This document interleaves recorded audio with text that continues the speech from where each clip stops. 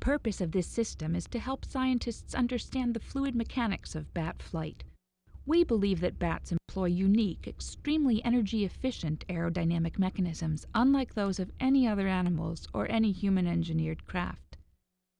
Exploring these fluid dynamic phenomena presents enormous technical challenges. But as we solve these problems, we not only gain insights into the evolution of the only flying mammals, we may discover novel ways to think about aircraft design. We input motion data from flying bats to Brown Professor George Karniadakis's computational fluid dynamics simulator, Nectar. The result of this simulation is a time-varying vector field describing the air velocity around the flapping bat.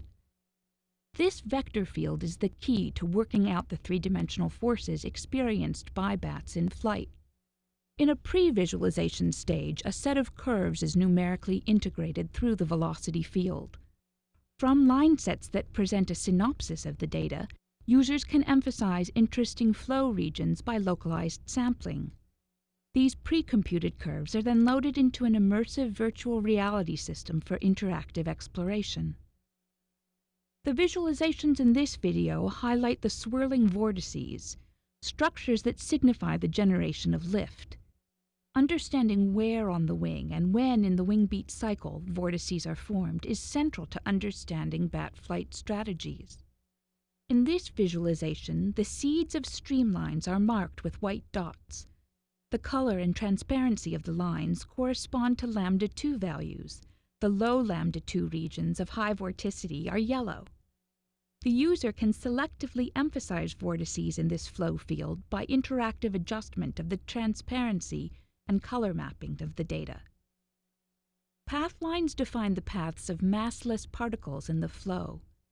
Here, particles are represented as motion-blurred 3D curves we call eels.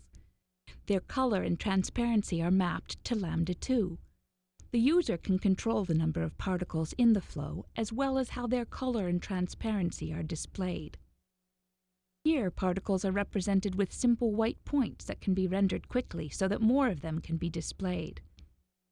The immersiveness of the cave lets scientists use peripheral vision and body-centered navigation to get a better sense of their spatial relation with the cave's virtual world. Once we identify interesting flow features in the cave, it turns out not to be so hard to find them in desktop visualizations or even static two-dimensional plots, but there is something about the virtual reality that imparts fundamentally different insights. A project of this nature is also intrinsically interdisciplinary, requiring that biologists, fluid engineers, and applied mathematicians be able to carry out deeply collaborative analyses. The large size of the cave facilitates this collaboration, and because virtual reality conveys so much information so efficiently, we can work together much more effectively.